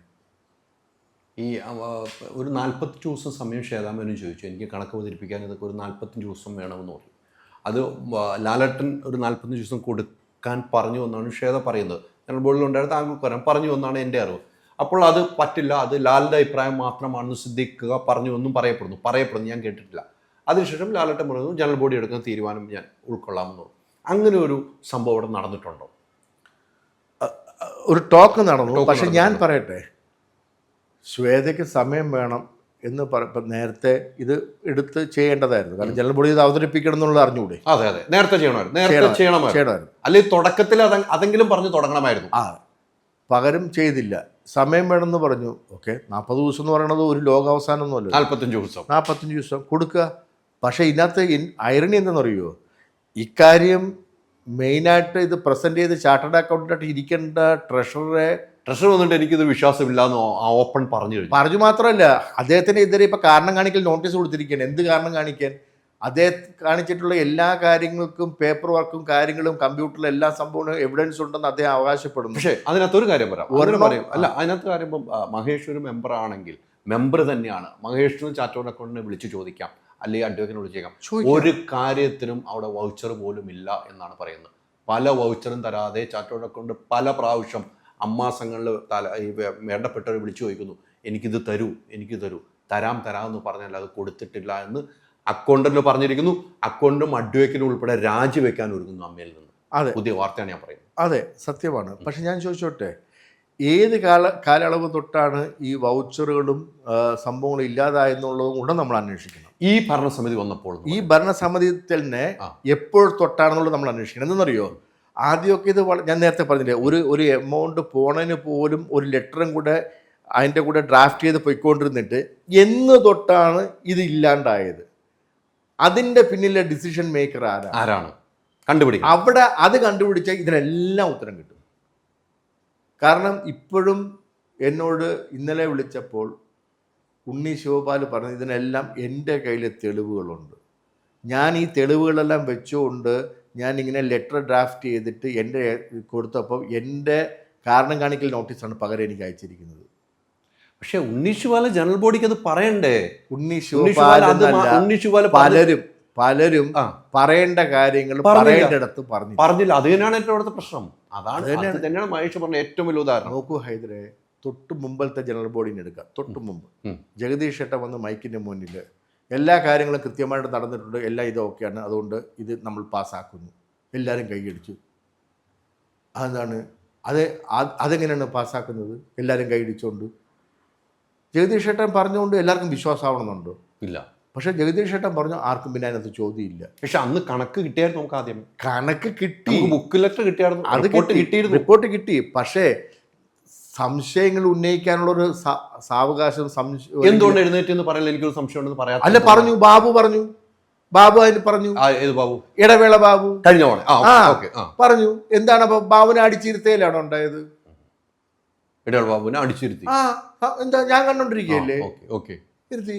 അപ്പം ഞാൻ പറഞ്ഞില്ലേ, ഞാൻ പണ്ട് ഇത് ഇനിയിപ്പോൾ പറയാൻ പാടുണ്ടോ എന്നുള്ളത്, എന്നാലും ഞാൻ പറയാം. കാരണം അത് കഴിഞ്ഞ കഥയാണ്. 96 എന്നെ സസ്പെൻഡ് ചെയ്തു അമ്മയെന്ന്. എൻ്റെ കൂടെ നിന്നുകൊണ്ട് മാത്രം ഇടവേള ബാബുവും സസ്പെൻഷനിലായി, ഈ ഷമ്മിത്തിലും സസ്പെൻഷനിലായി. പക്ഷേ പ്രധാനമായിട്ടും ഞാനായിരുന്നു കാരണം. ഞാൻ ഇലക്ഷൻ വന്നു. ഇലക്ഷൻ വന്നപ്പോഴത്തേക്കും ലൈഫ് മെമ്പേഴ്സിന് മാത്രമേ എലക്ട് ചെയ്യാനുള്ള അവകാശമുള്ളൂ. ഇലക്ഷനിൽ എലക്ട് ചെയ്യാനായിട്ട് വോട്ട് അവകാശമുള്ളൂ. എനിക്കന്ന് താൽക്കാലിക മെമ്പർഷിപ്പാണ്. അപ്പം ഞാൻ പറഞ്ഞു, ഇതിനകത്ത് അമ്മ വന്ന് അച്ഛൻ പലതാണെന്ന് പറഞ്ഞു. ആ ഒറ്റ പറച്ചിലിൽ പിന്നെ എന്നെ നിർത്തിയില്ല, എന്നെ പുറത്താക്കി. ഓക്കെ, അവിടെ നിന്ന് ഞാൻ പിന്നെ അമേരിക്കയിൽ പോയിട്ട് പിന്നെ അമേരിക്കയിൽ നിന്ന് തിരിച്ചു വന്നതിന് ശേഷമാണ് ഞാൻ മെമ്പർഷിപ്പ് എടുക്കുന്നത്. അപ്പോഴേക്കും എൻ്റെ സസ്പെൻഷൻ കാലാവധി എല്ലാം കഴിഞ്ഞിട്ട്. അപ്പോൾ ആ ഒരവസ്ഥയിലോട്ട് ആരുടെയും ചിന്താഗതി പോരുത്. ഇവിടെ മോഹൻലാൽ ആണെങ്കിലും മമ്മൂട്ടി ആണെങ്കിലും മഹേഷ് ആണെങ്കിലും അമ്മയുടെ ജനറൽ ബോഡിയിൽ ഒരേ വാല്യൂ തന്നെയാണ്. 100%. അവിടെ മമ്മൂട്ടിയുടെയും മോഹൻലാലിൻ്റെയും വാക്കിന് വില കൊടുക്കുന്ന അതേ വില തന്നെ മഹേഷിന് കിട്ടണം. മഹേഷ് ഇങ്ങറ്റമാണ്, പക്ഷെ മഹേഷിനും കിട്ടണം. ആത്മാന്നൊരു സംഘടനയുണ്ട്. അവിടെ എന്തെങ്കിലും ഒരു കാര്യം സംസാരിക്കണമെങ്കിൽ നേരത്തെ എഴുതി കൊടുക്കണം. ആ നിയമം വരാൻ കാരണവും ഞാനാ. കാരണം ഞാൻ അവിടെ കയറി നിന്നിട്ട് ജനാധിപത്യ രാജ്യത്തിൽ ഒരാൾ തന്നെ ജീവിതകാലം മൊത്തം പ്രസിഡന്റ് എന്ന് പറയുന്നതിന് പകരം അദ്ദേഹത്തിന് അതിനുള്ള സ്ഥാനവും കഴിവും ഉള്ളൂ. നമ്മളെല്ലാ വർഷം 3 വർഷം കൂടുമ്പോൾ നമ്മൾ തിരഞ്ഞെടുത്ത് അദ്ദേഹം ആകുമ്പോഴല്ലേ അതിന് കുറച്ചും കൂടെ ഒരു വാല്യൂ എന്ന് പറഞ്ഞു ഗണേഷ് കുമാർ. അത് വലിയ വിഷയമായി മാറിയതിനു ശേഷം ഇപ്പം നമ്മൾ മുൻകൂട്ടി എഴുതി കൊടുക്കണം. ഈ ജനാധിപത്യ രാജ്യത്തിലെ ആത്മയിൽ നമ്മൾ എന്തെങ്കിലും ഒരു കാര്യം നമുക്കവിടെ അവതരിപ്പിക്കണമെങ്കിൽ നമ്മൾ കാലെ കൂട്ടി എന്തിനെക്കുറിച്ചാണ് നമ്മൾ സംസാരിക്കുന്നത് നമ്മൾ എഴുതി കൊടുക്കണം. അതായിരിക്കും നിയമപരമായിട്ട് അത് വന്നു. നിയമപരമായിട്ട് ആർക്കും അതിനകത്ത് ചലഞ്ച് ചെയ്യാൻ പ്രശ്നമില്ല. അതുകൊണ്ട് അത് നിയമപരമായിട്ട് തന്നെ അത് മുന്നോട്ട് പോകുന്നു. ആയിക്കോട്ടെ. പക്ഷെ ഞാൻ പറഞ്ഞത് അമ്മയിൽ അതില്ലല്ലോ. അല്ലല്ലോ. അപ്പോൾ ആ സ്ഥിതിക്ക് ഈ ആർക്കും അഭിപ്രായം പറയാനുള്ള ഒരു ആർജവം കാണിക്കണം. പക്ഷേ അൺഫോർച്ചുനേറ്റ്ലി അതിനുള്ള നട്ടലില്ലാത്തവരോ അല്ലെങ്കിൽ അതിനുള്ള ആംബിയറില്ലാത്തവരോ ഇപ്പം എന്നോട് ഇത് പറയാൻ പോയപ്പോൾ എൻ്റെ തോന്നി, നീ എന്തിനാണ് നിൻ്റെ കൈനീട്ടം ഇല്ലാണ്ടാക്കുന്നത്? നീ എന്തിനാണ് നിൻ്റെ സഞ്ജീവിൻ്റെ മരുന്നില്ലാണ്ടാക്കണം? നിന്നെ സസ്പെൻഡ് ചെയ്ത് കഴിഞ്ഞാൽ നീ പിന്നെ ഇതെല്ലാം നീ ഉണ്ടാക്കണ്ടേ? ഞാൻ പറഞ്ഞ സുഹൃത്തെ, എനിക്ക് ഒരച്ഛനല്ലേ ഉള്ളൂ. എനിക്ക് പ്രതികരിക്കണം തോന്നുന്നിടത്ത് ഞാൻ പ്രതികരിക്കും. അത് അല്ലെങ്കിൽ പിന്നെ ഞാനല്ലാണ്ടാവണ്ടേ? അപ്പം ഇതിനകത്ത് ഞാൻ എന്തെങ്കിലും നേരിട്ട് കണ്ടു എന്നൊന്നും അല്ല ഞാൻ ഹൈദറിനോട് പറഞ്ഞു. നമ്മൾ കേട്ട കാര്യങ്ങൾ, ആരോപണങ്ങളാണിത്. മനസ്സിലായി? ഒന്നും തെളിയിക്കപ്പെട്ടിട്ടില്ല. പക്ഷെ തെളിയിക്കേണ്ടത് എൻ്റെ ആവശ്യമല്ല, എന്നെക്കാളേറെ അവരുടെ ആവശ്യമാണ്. അവരുടെ കയ്യിൽ കറയില്ലാതെ ഇറങ്ങി പോകേണ്ടത് അവരുടെ ആവശ്യമാണ്. എൻ്റെ കൈ ശുദ്ധമാണെന്ന് അറിയിച്ചു. നേരത്തെ പറഞ്ഞതിൽ തന്നെ ലാലേട്ടൻ അങ്ങനെ പറയുന്നു 45 ദിവസം അത് അവിടെ നടന്ന സംഭവം തന്നെയാണ് അല്ലേ? അങ്ങനെ ഒരു ടോക്ക് ഉണ്ടായിരുന്നു. അതിനുശേഷം നോക്കൂ, ആരെങ്കിലും പ്രശ്നങ്ങൾ ഇപ്പം അദ്ദേഹത്തിനെ പോലെ വയസ്സായിട്ട് വിസ്ഡമോടുകൂടി ചിന്തിക്കുന്ന ഒരാൾ ഒരു കാരണവശാലും ഒരിക്കലും അദ്ദേഹം ഈ സംഘടനയ്ക്കെതിരായിട്ടുള്ള ഒരു തീരുമാനത്തിലേക്ക് ഒരിക്കലും എത്തില്ല. എല്ലാവർക്കും ബ്രീത്ത് ചെയ്യാനുള്ള സമയം കൊടുക്കുക എന്നുള്ളത് നല്ല കാര്യമല്ലേ? അല്ലേ? അത് ഉള്ള ബ്രീത്തിങ് ടൈം കൊടുക്കാൻ തീരുമാനിച്ചിട്ടുണ്ടെങ്കിൽ എന്തുതന്നെ അതിനെ എതിർക്കണം. 45 ദിവസം എന്ന് പറഞ്ഞാൽ ഈ ഒരുപാട് കാലയളവല്ലല്ലോ. അതിനകത്ത് അറിയിക്കണമല്ലോ. പക്ഷെ അതിനകത്ത് ഞാൻ കണ്ട ഐറണി ഇതാണ് ഇതുവരെ. എന്നിട്ട് അപ്പോൾ ആരൊക്കെ ഇരുന്നിട്ടാണ് അത് തീരുമാനിക്കേണ്ടത്? ചാർട്ടേഡ് അക്കൗണ്ടൻറ്റും പ്രസിഡൻറ്റും സെക്രട്ടറിയും എല്ലാവരും ഇരുന്ന് തീർന്നു. ഇവരും നമ്മുടെ ട്രഷററും എല്ലാം ഇരുന്നിട്ട് വേണ്ടേ ഓരോ ചെയ്യാൻ. എല്ലാവരും പല വഴിക്കായി, ഒരു ഒത്തൊരുമയില്ല. ചിലവർ അതിൽ നിന്ന് രാജിവെച്ച് പിന്മാറി. ഒത്തൊരുമില്ലാണ്ടായി. പിന്നെ എങ്ങനെയാണ്? പക്ഷേ ഇവിടെയൊക്കെ ഏറ്റവും വലിയ പ്രധാനപ്പെട്ട കാര്യം, ഈ കമ്മിറ്റി തുടങ്ങിയപ്പോൾ തൊട്ട് വിവാദങ്ങൾ മാത്രമേ ഉണ്ടായുള്ളൂ അല്ലേ? പല ഗ്രൂപ്പുകളായിട്ട് പോയ കമ്മിറ്റി. തുടക്കം ആദ്യത്തെ എക്സിക്യൂട്ടീവ് മീറ്റിങ്ങിൽ തന്നെ കണ്ണീരോടുകൂടി അൻസിബ പോകുന്നു. അന്ന് അൻസിബയെ സപ്പോർട്ട് ചെയ്യാൻ ലക്ഷ്മിപ്രിയയും ടിനി ടോം ഉൾപ്പെടെയുള്ളവർ നിൽക്കുന്നു. അന്ന് വേറെ ഗ്രൂപ്പായിട്ട് ശ്വേതാമേനും കുക്കും ഉണ്ണി ഷുവാലും വേറെ ഗ്രൂപ്പായിട്ട്, ഞാൻ വാർത്ത ചെയ്തുകൊണ്ടാണ് പറയുന്നത്, വാർത്ത ചെയ്തുകൊണ്ട് നിൽക്കുന്നു. അപ്പം ആരാണ് അൻസിബയെക്കുറിച്ച് വേണ്ടാത്ത ഒരാൾ അവിടെ പറയുന്നു. അത് അന്ന് പറഞ്ഞ റോണിയാണെന്ന് പറയുന്നു. ഇതൊക്കെ വാർത്ത ചെയ്താണ്, ഡോക്ടർ റോണിയാണ്. അത് കൂട്ടി ചോദിക്കാൻ വേണാക്കണം. അങ്ങനെ അൻസിബ കറഞ്ഞുകൊണ്ട് ഇറങ്ങിയപ്പോൾ അന്ന് ലക്ഷ്മിപ്രിയയെ അൻസിബയും ഏറ്റവും വലിയ കൂട്ടുകാരികളാവുന്നു. ടിനി ടോം സപ്പോർട്ട് ചെയ്യുന്നു. പിന്നീട് കുറേ നാളുകൾ അവരൊരുമിച്ച് പോകുന്നു. പിന്നീട് പെട്ടെന്ന് വേറെ കൂട്ടിലേക്ക് ഈ ശത്രുവിനെ മിത്രമാക്കിക്കൊണ്ട് അങ്ങോട്ട് പോകുന്നു. ഇതൊക്കെയാണ് ഇവിടെ നാടകീയ രംഗങ്ങൾ നടന്നുകൊണ്ടിരിക്കുന്നത്. അപ്പോഴാണ് കൂടുതൽ കാര്യങ്ങൾ പുറത്തേക്ക് വന്നു തുടങ്ങിയത്, പല ആളുകളും വന്നു തുടങ്ങിയത്. ആ ഒരു സിറ്റുവേഷൻ എങ്ങനെയാണ് കാണുന്നത്? അത്രയും ഗ്രൂപ്പിസം ഉണ്ടാക്കുന്നത് എങ്ങനെയാണ് കാണുന്നത്? ഈ ഗ്രൂപ്പിസം എന്ന് പറഞ്ഞാൽ ഞാൻ പറഞ്ഞില്ലേ, ഞാൻ അതിൻ്റെ ഒരു തുടക്കമാണ് പറഞ്ഞത്. ഇപ്പം വൈസ് പ്രസിഡൻ്റായിരുന്ന ജയനെ ആദ്യം ഇവർ വന്ന സമയത്ത് ജയനെ ഇവർക്ക് ഭയങ്കര വിശ്വാസക്കുറവുണ്ടായിരുന്നു. സത്യമായ കാര്യമാണ്. ജയൻ എന്നോട് പറഞ്ഞത് എന്തും ഏതിനും ജയനോടൊരു അഭിപ്രായം ചോദിക്കാൻ ഇവർക്ക് ഭയമായിരുന്നു.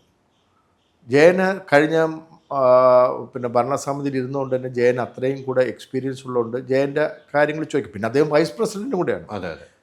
വെറും റബ്ബർ സ്റ്റാമ്പല്ല, ചോദിക്കാം. പക്ഷേ അദ്ദേഹത്തിനെ അകറ്റി നിർത്തിയിരുന്നു എന്നുള്ളത് അദ്ദേഹം എന്നോട് പറയുന്നുണ്ട്. പക്ഷെ പിന്നീട് അവർക്ക് മനസ്സിലായി ജയനെ വിശ്വാസത്തോടെ എടുത്തേ പറ്റുള്ളൂ. അങ്ങനെ ജയനെ എടുത്തു. അതെന്തുകൊണ്ടാണ്? ജയനിലോട്ടൊരു വിശ്വാസം അവർക്ക് വന്നതിന് ശേഷം. പക്ഷേ ഈ വിശ്വാസം ഇല്ലായ്മ എന്നൊരു സംഭവം ഉണ്ടല്ലോ, പരസ്പരം ആരെയും വിശ്വാസമില്ല. അങ്ങനെ വന്നിടത്തു നിന്നാണ് ഇതെല്ലാം തുടക്കം. ഇത് എവിടെ നിന്നാണ് ഈ വോയിസൊക്കെ ലീക്ക് ഔട്ടായില്ലേ? അതിൻ്റെ ഏറ്റവും വലിയ ഒരു ഉദാഹരണമാണ്. അല്ലെങ്കിൽ ഇവർ തമ്മിൽ ഒരു വാട്സപ്പ് ഗ്രൂപ്പുണ്ട്. ഇവർ ആത്മാർത്ഥമായിട്ട് വിചാരിച്ചാൽ ഇത് ആരിൽ നിന്ന് പോയെന്നൊക്കെ അറിയാൻ ഈസി ആയിട്ട് അറിയാൻ പറ്റും. മനസ്സിലായില്ലേ? ഒരുപക്ഷെ അവർ അറിഞ്ഞിട്ടുണ്ടാവാം, പുറത്ത് പറയാത്തതാവാം. പക്ഷേ അങ്ങനെയുള്ള ആളിനെ പുറത്ത് കൊണ്ടുവരികയും പിന്നെ പബ്ലിക്കായിട്ട് എന്ന് വെച്ചാൽ ഈ നമ്മുടെ സംഘടനയ്ക്കകത്ത് പരസ്യമായിട്ട് വിചാരണ ചെയ്യുകയും വേണം. അല്ലാണ്ട് അത് സോഷ്യൽ മീഡിയയിൽ പോയല്ല വേണ്ടത്. ശരിക്കും പരസ്യമായിട്ട് നാട്ടുകാരുടെ മുന്നിൽ വിചാരണ ചെയ്തുകൊണ്ട് സ്വയം അമ്മയുടെ പേരിനെ നശിപ്പിക്കുകയല്ല വേണ്ടത്. അതാണ് പക്ഷേ അൺഫോർച്യുനേറ്റ്ലി ഇവിടെ പല നടന്നിരിക്കുന്നത്. പരസ്പര വിശ്വാസമില്ലായ്മ തന്നെയാണ്. അൻസീബ ഒറ്റയ്ക്കായിരുന്നപ്പോൾ കഴിഞ്ഞ ഭരണസമിതിയിൽ എന്ത് മനോഹരമായിട്ടാണ് ഈ സഞ്ജീവിനി കൊണ്ടുപോയിക്കൊണ്ടിരുന്നത്. എന്ത് കുഴപ്പമാണ് ആ കുട്ടിക്കെതിരെ പറയാനുള്ളത്? ഇവിടെ ഇപ്പം എന്താണ് യഥാർത്ഥത്തിൽ എന്നുള്ളത് കോടതിയിലോട്ട് പോവുമായിരിക്കും, പ്രൂവ് ചെയ്യേണ്ട കാര്യമാണ്. നമ്മൾ അതിനകത്തൊരു അഭിപ്രായം പറയുന്നത് ശരിയല്ല. പക്ഷേ ഈ ലക്ഷ്മിപ്രിയയാണെങ്കിലും നമ്മുടെ നീനാക്കുറുപ്പായിട്ടുള്ള സംഭാഷണമൊക്കെ എത്ര എന്താ പറയേണ്ടത്, അതെന്തിനുണ്ടായി, എന്താണ് സംഭവിച്ചെന്ന് പറയാനുള്ള ഒരു സ്പേസ് ഈ ജനറൽ ബോഡിയിൽ ഉണ്ടായില്ല. അവിടെയാണ് ഏറ്റവും വലിയ പരാജയം. പലരുടെയും അത് മാത്രമല്ല പലരുടെയും പറയാനുള്ള ഒരു വേണ്ടവർക്ക് വേദിയും കൊടുത്തിട്ടുണ്ട്. ഇല്ലാന്ന് പറഞ്ഞാൽ അംഗീകരിക്കില്ല. വേണ്ടവർക്ക് കൊടുത്തിട്ടുണ്ട്. പക്ഷെ വേണ്ടവരുടെ മാത്രം ഉള്ള ഒരു ബോഡിയല്ല ജനറൽ ബോഡി അല്ല, സത്യമാണ്. ബാക്കിയുള്ളവർക്കും പറയാം. ഇപ്പം എന്നെക്കുറിച്ചൊരു ആരോപണം മഹേഷ് പറഞ്ഞാൽ മഹേഷിനെ കേൾക്കുക, എന്നെ കേൾക്കാതിരിക്കുന്നത് നീതിയല്ലല്ലോ. അതവിടെ സംഭവിച്ചിട്ടുണ്ട്, ജനറൽ ബോഡി സംഭവിച്ചിട്ടുണ്ട്. ഈ ഭരണസമിതിയിൽ വിശ്വാസം ഇല്ലാന്ന് പറഞ്ഞിട്ട് ഒരുപാട് പേര് ഒപ്പിട്ടൊരു മെമ്മോറാണ്ടം തന്നെ കൊടുത്തിട്ടുണ്ട്. അതിലൊരു തീർപ്പായിട്ടില്ല. അതിലെന്താണ് ഒരു തീരുമാനം എന്നുള്ളത് പറഞ്ഞിട്ടുണ്ടോ? ഇല്ല. മഹേഷ് അതിൽ ഒപ്പിട്ടോ? ഞാൻ ഒപ്പിട്ടതാണ്. അതിൻ്റെ എന്താ തീരുമാനം മഹേഷിനെ അറിയിച്ചില്ല. പക്ഷെ അതവിടെ പാസ്സായിട്ടില്ലല്ലോ. പാസ്സാക്കാത്തതിനെ പാസ്സായില്ല. എന്തുകൊണ്ട് പാസ്സായില്ല എന്ന് പറയാനുള്ള ഇത് അവർക്കില്ലേ? അതിന് നേതൃത്വം നൽകിയവർ പറയണമായിരുന്നു. പക്ഷെ അതിന് മുമ്പ് ക്ഷേത ഇറങ്ങിപ്പോയത് പറയുന്നതിനല്ല അർത്ഥം. അതിങ്ങനെ പാസ്സായെങ്കിൽ പാസ്സായി, ആയിട്ടില്ലെങ്കിൽ ആയിട്ടില്ല എന്ന് പറയണമായിരുന്നു. അത് പറഞ്ഞിട്ടില്ല. ഒപ്പിട്ടവരും മണ്ടന്മാരും അല്ലേ? അതല്ലേ സംഭവം? കറക്റ്റല്ലേ ഞാൻ പറഞ്ഞു? അതെ.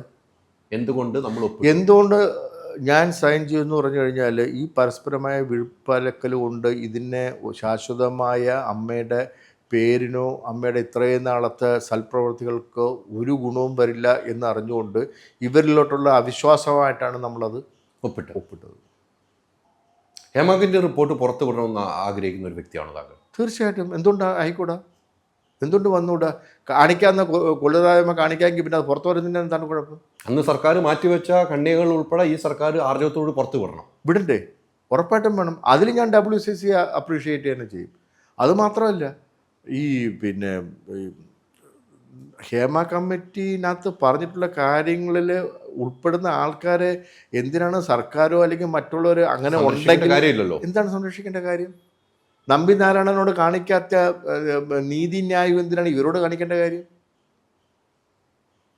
കുറ്റം ചെയ്യാത്ത നമ്പി നാരായണനെ ഉപദ്രവിക്കുകയും പിടിച്ചകത്തിടുകയും ചെയ്തു. എത്ര നാളിട്ടില്ലേ? അപ്പോൾ ഇവിടെ ഉള്ളവരെ ഒന്ന് പരസ്യമായിട്ട് ശ്വാസിക്കാനെങ്കിലും ആളൊക്കെ എന്താണെന്നൊക്കെ അറിയണ്ടേ? അതിൽ ഞാൻ തീർച്ചയായിട്ടും WCCയെ അപ്രീഷിയേറ്റ് ചെയ്യും. കാരണം അവരുടെ ഒരു തീവ്രത കൊണ്ട് തന്നെ നമ്മളുള്ളതുപോലെ പറയും. ഇല്ലെങ്കിൽ ഞാൻ ചത്തു ഹൈദരെ. അല്ല, ഇപ്പോൾ WCC അഭിനന്ദിക്കുകയും ഒരേ സമയത്തിൽ വിമർശിക്കുകയും അഭിനന്ദിക്കുകയും ചെയ്യണമെങ്കിൽ അത് നല്ല മനസ്സിൻ്റെ ഉടമയ്ക്കേ പറ്റുള്ളൂ. അല്ല, നല്ലത് ചെയ്താൽ നല്ലതെന്ന് പറയാൻ നമ്മളെന്തിനാണ് ഭയക്കേണ്ട കാര്യം? ഞാൻ ഭയക്കേണ്ട കാര്യമൊന്നുമില്ല.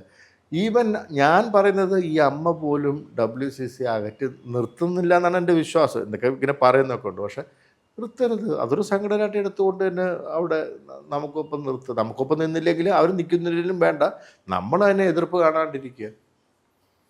നമ്മളിലോട്ടോ നമ്മുടെ സംഘടനയുടെ പ്രവർത്തനത്തിലോട്ടോ വിശ്വാസമില്ലാത്ത കുറച്ച് പേര് മാറിക്കോട്ടെ. അത്രേ ഉള്ളൂ. അങ്ങനെ കണക്ക് കൂട്ടിയാൽ മതി. അതെ. ഈ ഭരണസമിതി, പ്രത്യേകിച്ചും സ്ത്രീകളുള്ള ഒരു ഭരണസമിതി വന്നിട്ട് ഈ പുറത്തുപോയവരെ അകത്ത് കൊണ്ടുവരാൻ എന്ത് ശ്രമം നടത്തിയെന്നും കൂടെ പറ.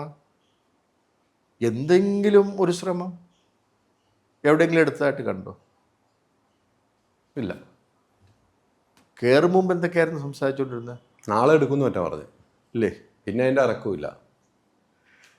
അപ്പം ആർജവുമില്ലാത്ത ഈ സമിതി എന്തിനാണെന്നുള്ളത് ഇതിനകത്തുള്ളവർ ചിന്തിക്കുക തന്നെ വേണം. ഒരു കാര്യം കൂടെ ചോദിച്ച് അവസാനിപ്പിക്കാം. ക്ഷേതാമേനുമായിട്ട് ബന്ധപ്പെട്ട, അപ്പോൾ നേരത്തെ നമ്മൾ പറഞ്ഞു വെച്ചാൽ പിഷാരടിയുമായിട്ടൊരു ഫോൺ സംഭാഷണം പുറത്തു വന്നത്. പിഷാരടി ഒരു അമ്മയുടെ മെമ്പർ മാത്രമല്ല, ഇപ്പോൾ ഒരു MLA കൂടിയാണ്. പാലക്കാടിൻ്റെ ജനങ്ങൾ തിരഞ്ഞെടുത്ത MLA കൂടിയാണ്.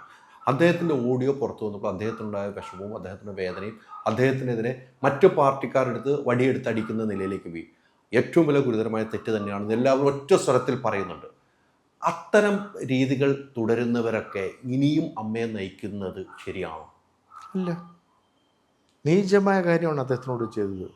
നോക്കൂ, രമേശ് പിഷാരടി നിൽക്കട്ടെ, ഒന്ന് ആദ്യം പാലക്കാട്ടെ ജനങ്ങളുടെ മാനസികാവസ്ഥയിലൂടെ നമുക്ക് പോവാം. മുമ്പ് നിന്ന MLA പറ്റി അപവാദവും അങ്ങനെ ഇങ്ങനെയൊക്കെ വന്ന് അത് മാറ്റി നിർത്തി ഇലക്ഷൻ വന്നപ്പോൾ അതേ പാർട്ടിയിലെ ഒരാളെ തന്നെ തിരഞ്ഞെടുക്കാൻ ശ്രമിച്ചത്, അല്ലെങ്കിൽ അവരത് ചെയ്തത് ആ പാർട്ടിയേക്കാളേറെ രമേശ് പിഷാരടി എന്നുള്ളൊരു വ്യക്തിയോടും കൂടെയുള്ള സ്നേഹം കൊണ്ടാണ്. പാർട്ടി ഒബ്വിയസ്ലി ഉണ്ട്, ഇല്ലെന്നല്ല ഞാൻ പറയുന്നത്.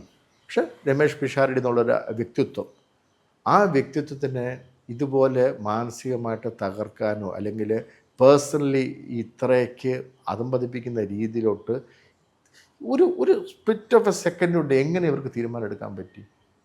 എന്തു ക്രിമിനൽ മെൻറ്റാലിറ്റി ആയിരിക്കണം അത്? ഒരാളുടെ ഐഡൻറ്റിറ്റി ഇല്ലാണ്ടാക്കിയത് കൊണ്ട്, അയാൾ ഏത് പാർട്ടി ആയിക്കോട്ടെ, ഞാൻ വിശ്വസിക്കുന്ന പാർട്ടിയൊന്നുമല്ല, പക്ഷെ അയാളൊരു നല്ല ഹ്യൂമൻ ബീയിങ് ആണ്. ഇത്രയും നാളും ഒരുപാട് ജനങ്ങളെ ചിരിപ്പിക്കുക എന്ന് പറയുന്ന മരുന്ന് കൊടുത്ത മനുഷ്യനാണ്. ഒരു രീതിയിൽ പറഞ്ഞാൽ അദ്ദേഹം ഒരു ഡോക്ടറാണ്. മനസ്സിൻ്റെ ആരോഗ്യം നിലനിർത്തിച്ച് തന്ന ഒരു ഡോക്ടറിന് തുല്യമാണ് ആ മനുഷ്യൻ. ആ മനുഷ്യനെതിരൊക്കെ ഇത്ര ഹീനമായിട്ട് ഒരു പ്രവൃത്തി ചെയ്തെങ്കിൽ അത് അത്രത്തോളം വികടമായ ചിന്താഗതിയായിരിക്കും. തിരിച്ച് ഇവർക്കെന്തെങ്കിലും അതിന് ന്യായീകരണം പറയാനുണ്ടാവും. പക്ഷേ രണ്ടുപേരും, ഞാൻ ഹൈദറിനെ വിശ്വസിച്ചോളൂ, ഇപ്പോൾ ഇത് ഞാൻ പറയുന്നത് ക്യാമറയുടെ മുന്നിലാണ്, ഇത് പബ്ലിക്ക് കാണുന്നതിന്, അല്ലാണ്ട് ഞാൻ ഹൈദർ ഇതാരോടും അറിയണ്ട, എനിക്കൊരു പേഴ്സണലായിട്ടുള്ളൊരു വിഷമമുണ്ടതുകൊണ്ട് as a person to person ഞാൻ ഹൈദറിനോട് പറയുന്ന കാര്യം ഹൈദർ അത് നാളെ പബ്ലിക്കാക്കുകയാണെങ്കിൽ അത് ഹൈദർ എന്നോട് ചെയ്യുന്ന ഏറ്റവും വലിയ ചതിയാണ്. ഇതെന്ന് പറയുന്നത് അതല്ല. ഇത് നമ്മൾ, എനിക്ക് പറയാനുള്ള അഭിപ്രായം ജനങ്ങളിലോട്ട് എത്തിക്കാൻ വേണ്ടി ഹൈദറുടെ ആ മീഡിയ ഉപയോഗിച്ചുകൊണ്ട് ഹൈദറുടെ ജീവിതമാണ് എൻ്റെയും കാര്യമാണ്, അല്ലേ? അതെ. മറ്റങ്ങനെയല്ല. ഞാൻ വളരെ വ്യക്തിപരമായിട്ട് ഹൈദറിനോട് പറയുന്നത് അത് വളരെ ക്രൂരമായ ഒരു വിനോദം തന്നെയാണ് കാണിച്ചത്. അതിന് ഒരിക്കലും നേരിട്ട് പറഞ്ഞ് തീർക്കാമായിരുന്നു, അല്ലെങ്കിൽ വേറെ എവിടെയെങ്കിലും അവതരിപ്പിക്കാമായിരുന്നു, അല്ലാതെ ഇത് തെറ്റായ. പക്ഷെ അത് മുൻകൂട്ടി ഒന്ന് എറിഞ്ഞതായിരിക്കാം ചിലപ്പോൾ. എൻ്റെ അടുത്തേക്ക് ആരും വരണ്ട, നമ്മളൊക്കെ സംസാരിച്ച് ചിലപ്പോൾ കാണും. നോക്കൂ, അങ്ങനെയും അറിയാം അല്ലേ? അല്ല, എങ്ങനെ എറിഞ്ഞാലും 3 വർഷമാണ് ഇവരുടെ കാലാവധി. ഇനി 2 വർഷമാണ്. ഇനി എന്ത് എറിഞ്ഞാലും പിടിച്ചാലും. അതുകൊണ്ട് ഇവരെ എന്തൊക്കെ ഹാംഫുൾ തിങ്സ് അല്ലെങ്കിൽ എന്ത് നന്മകൾ അമ്മയ്ക്ക് വരുത്തിയാലും അത് അവിടെ റെക്കോർഡിക്കലി അവിടെ കാണും. നന്മ ചെയ്താലും കാണും, തിന്മ ചെയ്താലും കാണും. ഇനി ഒന്നുകൂടെ അവർ മനസ്സിരുത്തി ഇങ്ങനെയുള്ള പ്രശ്നങ്ങളുണ്ടെന്ന് അറിഞ്ഞുകൊണ്ട് വീണ്ടും വിചാരത്തോടുകൂടി നല്ല രീതിയിൽ പ്രവർത്തിക്കാൻ നിന്നാൽ പകരം ഈ 17 കുറഞ്ഞവരൊക്കെ പകരം ബാക്കിയുള്ളവരെ കൂടെ കൊടുക്കുകയോ അല്ലെങ്കിൽ ഒരു റീ എലക്ഷൻ തന്നെ വരികയോ ചെയ്താൽ പോലും അതിനകത്ത് കുഴപ്പമില്ല. പക്ഷേ ഇത് ഒരു പാഠം. ഇത് ഞാൻ പറഞ്ഞു, ഒരു വീഴ്ച എപ്പോഴും നല്ലതാണ്. പക്ഷേ അത്രയും വലിയ വീഴ്ച വേണമെന്ന് ഞാൻ ആഗ്രഹിച്ചതില്ല. പക്ഷേ ഇനി വരുന്നവർ ഇത് ഓർത്ത് ഇത് കണ്ട് മുന്നോട്ട് പോയാൽ ഇത് ശക്തമായി തന്നെ അമ്മ മുന്നോട്ട് പോകും എന്നാണ് ഞാൻ വിശ്വസിക്കുന്നത്. അതാണ് ഞാൻ ആഗ്രഹിക്കുന്നത്. തീർച്ചയായിട്ടും അങ്ങനെ അമ്മ മുന്നോട്ട് പോകട്ടെ. ഈ പറഞ്ഞ മനുഷ്യ തുടക്കത്തിൽ പറഞ്ഞു, ഒത്തിരി ആളുകളുണ്ട് ഇതുമായിട്ട് ഒരു കൈനീട്ടത്തിന് വേണ്ടി കാത്തിരിക്കുന്നവർ, മരുന്നിന് വേണ്ടി കാത്തിരിക്കുന്നു. അവരുടെ ജീവിതം നിങ്ങൾ ഇല്ലാതാക്കരുത്. നിങ്ങളുടെ പോരിൽ, നിങ്ങളുടെ ഈഗോയിൽ, നിങ്ങളുടെ പ്രശ്നങ്ങളിൽ അത് നല്ല രീതിക്ക് അമ്മ പോകട്ടെ. അമ്മ ചെയ്യുന്ന നല്ല പ്രവൃത്തി ഇനിയും തുടരട്ടെ. എല്ലാ മൗനവും വെടിഞ്ഞ് ആ തലമൂത്ത ആളുകൾ ഇനിയെങ്കിലും ഒന്ന് വാതുറന്ന് സംസാരിക്കുക. അപ്പോൾ മാത്രമേ ഇതിനൊരു തീരുമാനം ഉണ്ടാവുള്ളൂ. അതിനുവേണ്ടി നമുക്ക് കാത്തിരിക്കാം. ഇനിയുള്ള യാത്രയിലും കൂടെ ഉണ്ടാകും. എനിക്കെന്നും ഇഷ്ടമാണ് അമ്മയെ. ഞാൻ ചെയ്യുന്ന എൻ്റെ വാർത്ത മാത്രമാണ്. വാർത്ത കിട്ടിയാൽ കൊടുക്കുന്ന ഒരു പ്രകൃതം ആണ് എനിക്ക്. അതാണ് എൻ്റെ മാധ്യമ പ്രവർത്തനം. അതിന് എന്നെ മാത്രം പഴിചാരരുത്. ഞാൻ കൊടുക്കുമ്പോഴാണ് ഇവർക്ക് പ്രശ്നം. മറ്റുള്ള ഓൺലൈൻകാർ കൊടുത്താൽ ഇവർക്ക് പ്രശ്നമില്ലാത്ത ഒരു സാഹചര്യത്തിലൂടെ യാത്ര ചെയ്യുന്നുണ്ട്. അത് മഹേഷിനും അറിയാവുന്നതാണ്. പക്ഷേ നമ്മൾ കൊടുക്കുമ്പോൾ ആളുകൾ കുറച്ചും കൂടി വിശ്വസിക്കുന്നു എന്ന് മാത്രമേ ഉള്ളൂ. എല്ലാവരുമായിട്ടും ബന്ധമുള്ളതുകൊണ്ട് എന്തായാലും മുന്നോട്ട് പോവുക. നമ്മൾ ഇത് മാത്രമേ സംസാരിച്ചു. നമുക്ക് സിനിമാ ജീവിതം ഒന്നും കൂടെ ഇരിക്കേണ്ടത്. സിനിമയുടെ യാത്ര, തുടക്ക സിനിമ തൊട്ട് മമ്മൂക്ക കൈപിടിച്ച് ഉയർത്തിയ ആ താരത്തിൻ്റെ ജീവിതവും കൂടെ എനിക്കൊന്ന് അറിയാനുണ്ട്. മമ്മൂക്കയാണ് എന്നും ഗോഡ് ഫാദറായിട്ട് ഇരിക്കുന്നത്, അന്നും ഇന്നും. അപ്പം ആ ജീവിത യാത്രകൾ നമുക്കൊന്നിരിക്കണം. ഇന്ന് അമ്മയിലേക്ക് മാത്രം നമ്മൾ പോയി. തീർച്ചയായിട്ടും. Thank you very much. Thank you so much. Thank you.